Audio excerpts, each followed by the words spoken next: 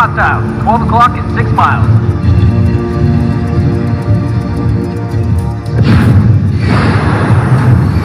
What is this tech they're looking for anyway?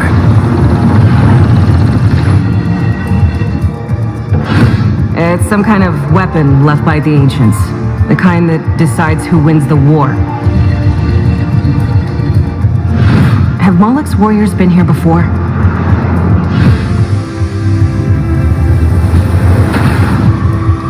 I don't like the look of this. That was above and beyond, Crimson King.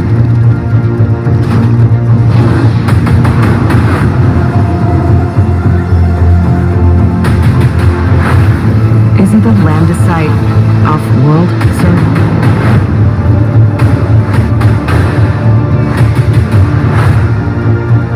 Heard the General. Fire at will.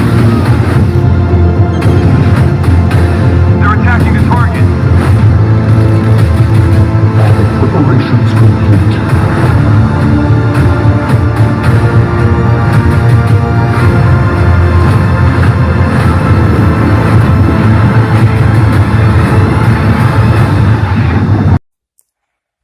I have made the allegation that a lot of the stories about what we call these gray aliens are based in Antarctica, not outer space. People have wondered, what planet are they coming from? Are they coming from this constellation or that constellation? What I think we are seeing with these images, and these are artist renderings, of course, based on description, I think we are seeing physical adaptation to life underneath an ice sheet. The large eyes would allow for seeing in very low light, but there would also be a problem with high amounts of reflected light. That's why I think they are almost have a sunglasses-like effect. I think the large skulls are a throwback from a long time ago, from a different race, and they have just simply adapted to life, just like life does everywhere else. There is some type of a challenge. We see this everywhere. Europeans look like Europeans look, and Africans look like Africans look because of where they live. Now, we have shown multiple times and in multiple locations skulls that resemble this. This is one of those locations in Antarctica. This is another one. This was actually discovered by a viewer. This one I found some time ago, and before the current situation, I was going to reveal it. But once again, we see the exact same idea. We see the same features of the eyes, the shape of the head, the elongated neck. And I once again will give you this location in Antarctica where you can go download Google Earth Pro for yourself to your own device. You can put in the coordinate locations, go here for yourself, and make up your own mind. You do not have to believe me. Just like every other Antarctica video I've ever done. It's not my opinion of what's there, it's what's there. And you can have your own opinion on it. There have been channels that have sprouted up doing this just from the amount of time I've spent doing it, and unfortunately, some of them have shut down. I don't blame them at all. Truthfully, it's a very difficult thing to do. It takes a lot of time and effort. It takes a very high-res computer to pick this stuff out. And if you don't have that time or that patience, plus, if you're the type that's sensitive to bullying, which, believe me, here on YouTube, there are people that live just to do that. That's their only mission in life. I went ahead and did a inversion on this so that you can see what's there is really there. You can even see that the nose, or I guess what they would call a nose, much more prominently on the inversion side. So this is the case. We're going to go to Antarctica real quick. Those were just, of course, images. Here we are, Google Earth Pro. I have everything set up, and we're going to fly right to it.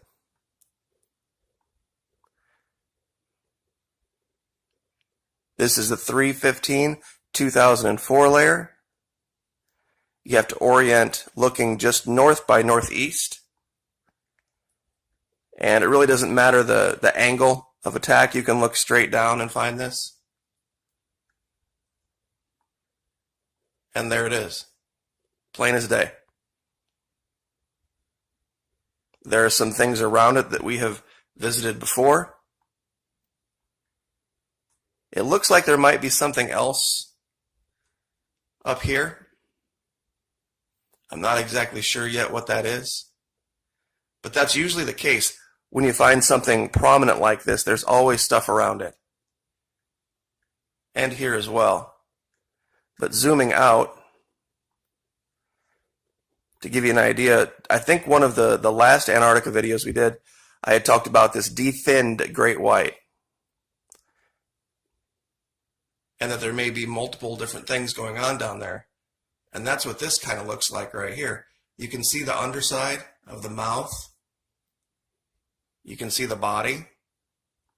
And as you can see in the back, and this is what I was talking about, the difference between shadow and something that's just darkly colored on the ice. You can very well see the difference between shadow and that.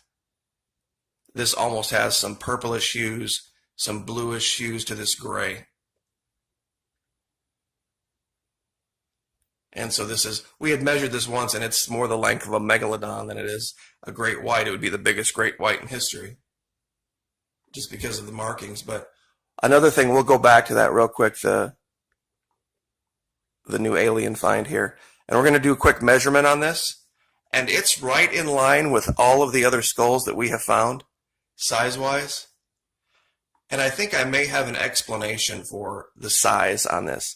We might be seeing an artifact of imagery with the satellite, that it might be reading the distance as not correct. And what I mean by that is it makes assumptions about distance based on what it believes the distance from the satellite to the image is. And that might be off, and that might be skewing this. We'll go ahead and bring up the ruler. And from the chin to what I can perceive to be the top, once again, about 25 feet. And width-wise, right across the where the eyes would be, about 19 feet. And in meters, real quick, sorry about that, about 6 meters across and 8 meters high, roughly.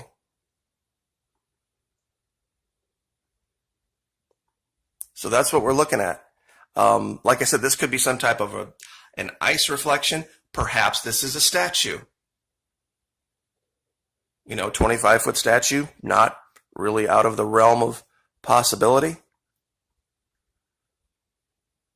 This over here looks very suspect. And when you really think about it in the context of history, the idea that we could be seeing remnants of an ancient civilization or a current civilization starting to appear because of the changes in the continent isn't really that strange of a thought. It's a continent larger than Europe. I mean, imagine for 1 minute if Europe were completely frozen over. And then all of a sudden it started to melt. And you would start to see things from Germany and France and Portugal and different places. You would see very, very different cultures, generally speaking. And you would see evidence of different things. This is just another example of these skulls that we are finding. These elongated skulls. This is a real good example because I have another one from a completely different area in Antarctica that shows this exact same long, pointed shape. It's kind of hard to really describe. But this is from the 10/30/2012 layer. And this one, if I can find the right layer, the 11/8/2009 layer. Once again, we see the same thing here. This is the one that's right next to this giant lying in repose, so to speak. You can see the head here, the body. We've covered all this before. So we can go all over the place, and this was another most recent find to just go along with that. You can say one thing is a coincidence or two, but when you can do 3 and 4 and 5, and when you have multiple people making discoveries, I really don't know how anyone can dismiss this. Given what we have seen also written in history and images from history, ancient Egypt, ancient South America, goes right along with this. The biggest story in the next 100 years is going to be, why were we so focused on minutia when the 5th largest continent on the planet was revealing secrets? You know, they laughed at Magellan, they laughed at Da Vinci, they laughed at Copernicus, they laughed at a lot of the older people who decided to think outside of the box and not go along with government narratives like so many are willing to right now. Government and media narratives, it goes also along with the psychological operations training. I'll leave with this.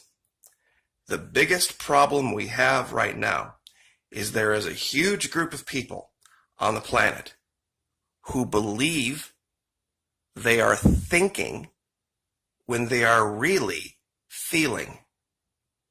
They have mistaken their opinions for things that they've gotten from thought and analysis, when really what they believe, how they act, their opinions are all based on how they feel about things. No thought was involved. For example, if they were to try to bring up these discoveries that I've shown, clearly, in their group, they are afraid of feeling ridiculed. They are afraid of feeling like they're not one of the group, or being labeled as a liberal, or, oh, so you must also believe in global warming, and so you must love AOC and Hillary, and you're one of those. You see, that's the game. And that's the game they will continue to play, and we're not going to participate. So, anyway, once again, I will leave the coordinates for everything down in the description. Download Google Earth Pro for yourself, make up your own mind, like, share, subscribe, and we will see you next time. Would like to briefly take a moment and say thank you to everyone who has continued to join us over at the Florida Maquis Patreon channel. The Holy Bible teaches us, rejoice always, pray without ceasing, give thanks in all circumstances, for this is the will of God in Christ Jesus for you. If you'd like to join us over there, it's only $1 US per month at the base level, and even less than that if you sign up for an entire year, and no matter what level you choose, it's fully refundable. First 90 days, no questions asked. What's the difference between YouTube and Patreon? At Patreon, we can take the gloves off. There are no censors. We have, of course, the Patreon firewall, and then we also have Vimeo that we're partnering with, and that gives us one extra layer of protection where we can speak our minds and we can take advantage of rights that we used to enjoy in this country freely. Would love to have you over there. There are hundreds of exclusive videos never before seen here on YouTube. Please, if you have the ability, would love to have you over there. You won't regret it. God bless all of you, and thank you so much.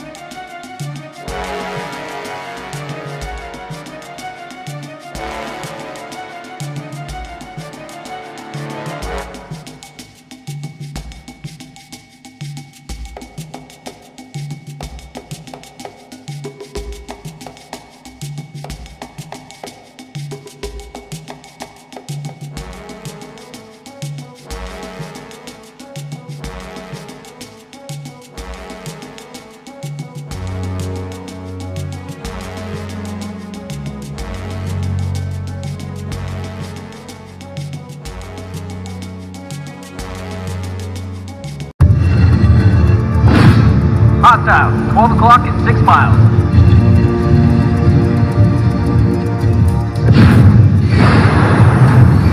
What is this tech they're looking for anyway?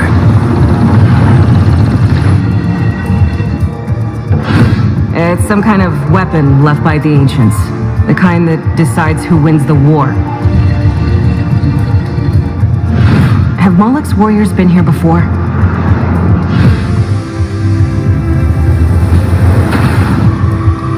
I don't like the look of this. That was above and beyond, Crimson King.